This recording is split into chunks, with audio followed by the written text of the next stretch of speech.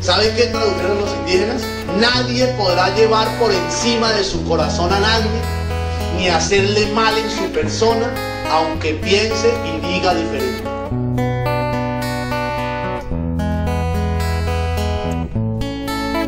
Dedicado a los 45 millones de héroes en Colombia.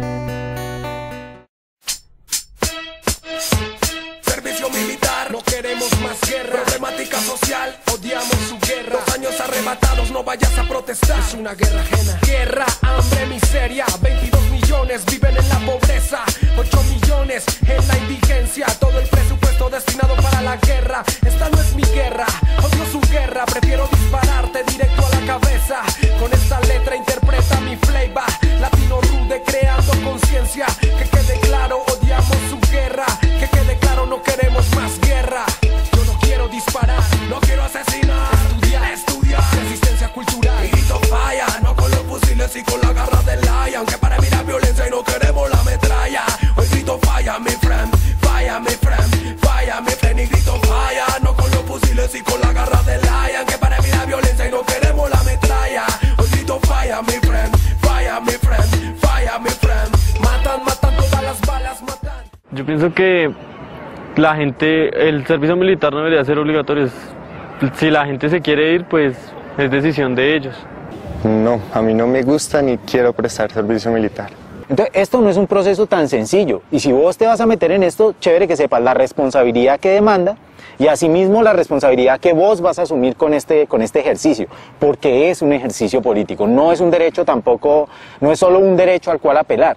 Podemos pensar en la paz cuando al objetor de conciencia se le trate con la misma, digamos, lo reconozcamos tan importante como el mismo héroe de guerra. Por no tener la libreta militar en este momento, no puedo trabajar.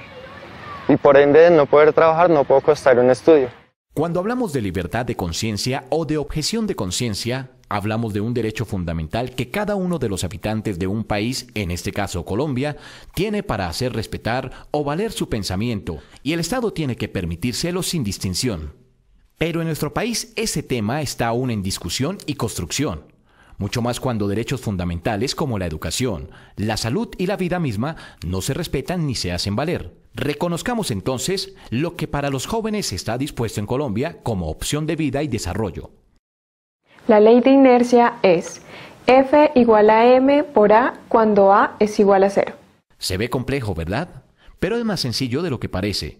Veamos un ejemplo práctico. Entonces la objeción de conciencia sería el derecho fundamental que tiene todo ser humano a negarse a cumplir con una orden, un mandato o una ley que atente contra sus principios de conciencia.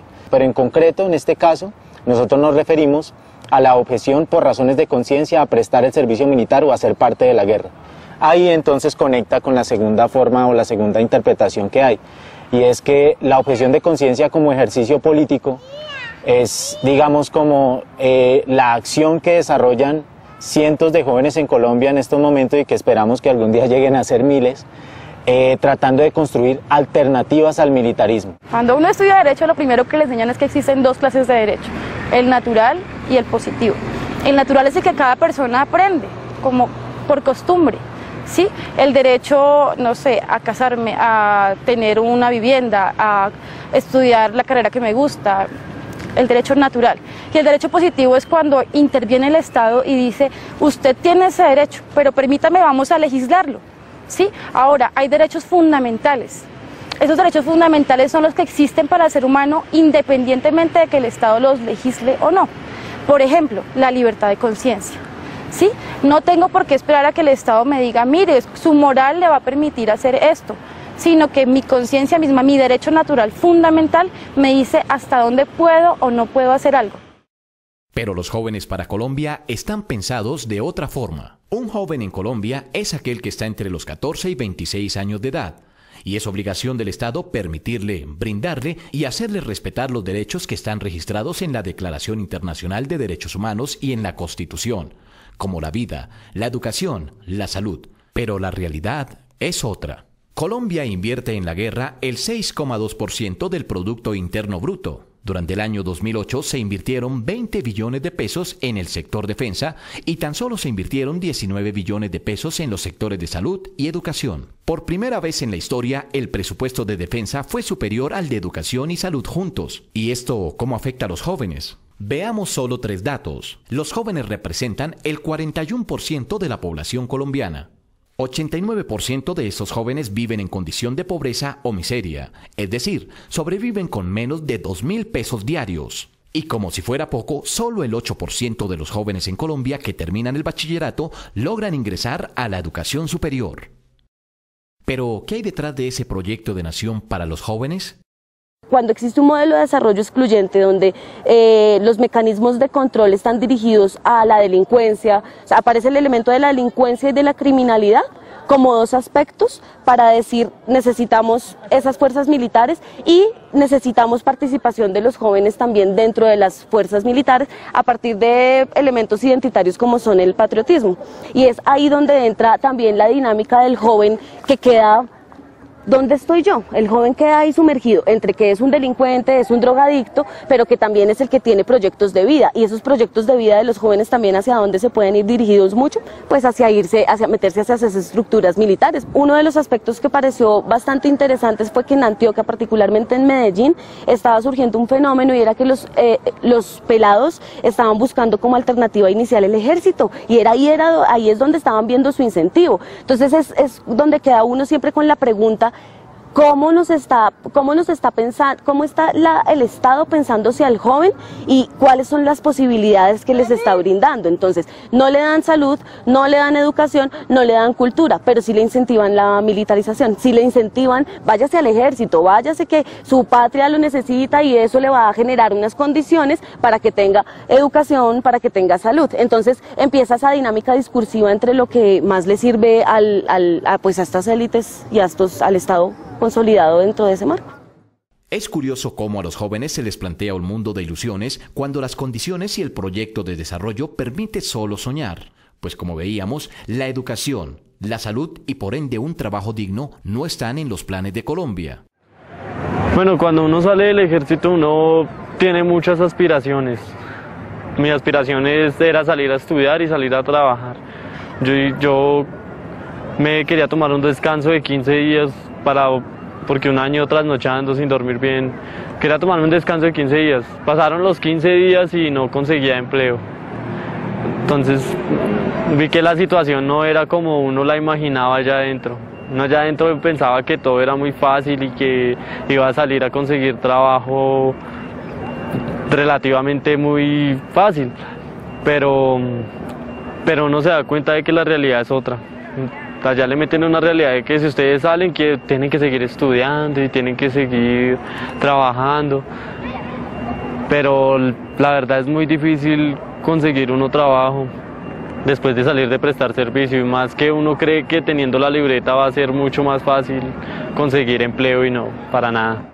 Desde el año 1993 se expide la Ley 48 que reglamenta el servicio militar obligatorio, que promulga que todo hombre colombiano que se encuentre entre las edades de 18 a 28 años debe prestar servicio militar, con excepción de aquellos que tienen personas a su cargo, hombres en condición de discapacidad, hombres pertenecientes a comunidades indígenas. Ante esto nacen muchas inquietudes y objeciones. La objeción de conciencia sigue siendo un ejercicio político de hacer evidente el desacuerdo y la resistencia que ejercen muchos jóvenes en Colombia a la guerra. Y no solo jóvenes hombres, sino también mujeres. No es solo que las mujeres estén apoyando a los hombres que se declaran objetores de conciencia. No, las mujeres son objetoras de conciencia y como tal también hacen resistencia a la guerra. ¿Qué pasos siguen en eso? Ojalá algún día se pueda llegar a propuestas de objeción fiscal, en donde tanto mujeres como hombres se resisten, se rehúsan, le objetan a pagar impuestos para la guerra. Existe la posibilidad que yo diga mi moral me lo impide y no voy a actuar en contra de otro ser humano. Y las mujeres tenemos que hacerle objeción a esas estructuras de poder que continúan de alguna manera invalidándonos como sujetos de transformación social. Permitámonos escuchar las versiones de los jóvenes. Un joven que prestó servicio militar obligado en Bogotá. Nosotros estábamos prestando servicio porque estábamos defendiendo la soberanía de un país, que es Colombia. ¿Y la defensa de la Constitución? Nunca me hablaron de la Constitución. ¿Y los derechos humanos? Nosotros teníamos ¿cómo se dice? Una cátedra de derechos humanos con una psicóloga. Más que todo se basaba en los derechos humanos en cuanto al enemigo. Que uno tenía que respetarle la vida a esa persona, que tenía que siempre preservar la vida de esa persona que estaba atentando contra uno. Siempre uno tenía que más que todo era preservar la vida. Siempre era preservar la vida, siempre nos decían eso, nos recalcaban eso. Tener mucho cuidado con las armas, que las armas no son un juguete, que las armas matan personas, como se han visto casos aquí, digamos en Bogotá, que un compañero mata al otro por error limpiando el fusil. Y luego de salir del ejército y ser un héroe de Colombia, ¿su concepto de nación cambió? Mi concepto de nación o de patriotismo no cambió mucho porque no me recalcaron tanto que el país es esto y el país está pasando, digamos, en las noticias dicen que en el país la economía bajó, que la guerra aumentó. No, nunca nos mencionaban eso. Nunca nos mencionaban eso y uno lo que sabía era muy poco hablábamos muy poco acerca de Colombia, la verdad, muy poco.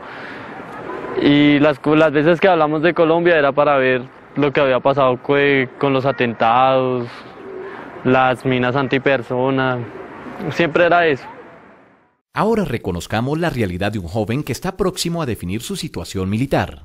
Bueno, al salir a estudiar pues era seguir estudiando y buscar como un trabajo estable para poder pagarme un estudio bueno. Entonces pues la idea era pues empezar con un estudio para poder conseguir un buen trabajo y ya después sí profundizar mis estudios pudiéndolas pagar yo mismo. Bueno, a mí se me presentó la opción de estudiar en el SENA. Yo estudié un técnico de diseño para medios impresos que duró un año, entonces pues fue interesante. Fue una cosa totalmente diferente a lo que era el colegio porque ya era una responsabilidad propia y no una responsabilidad que le tenían que señalar, usted tiene que hacer esto, ¿no?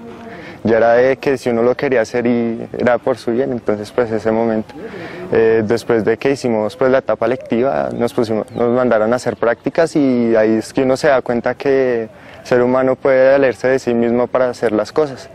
Entonces pues fue como esa etapa de cambio a la no dependencia, sino que uno puede hacer las cosas por sí mismo. Cuando yo tenía 17 años empecé a hacer las prácticas, pues las prácticas duraron 6 meses. A mí me dijeron que si quería continuar trabajando y yo les dije que sí. Entonces pues habían 2 problemas, por decirlo así, 2 inconvenientes. Primero era que